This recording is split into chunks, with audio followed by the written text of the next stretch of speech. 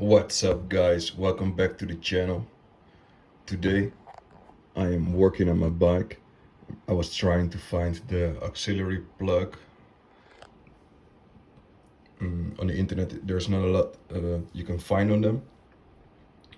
On the old Teneres I think there are multiple auxiliary plugs, but on the newer world rates I only found one, and it's here on the left hand side, just behind the headlight, underneath this panel.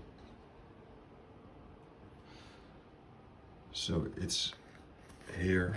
I just have to see and how to get it out, but I think I'll just cut the tape here, and then I will connect a splitter, and then I can connect both my floodlights and my power source for my GPS, and then wrap it all together, and the project is done.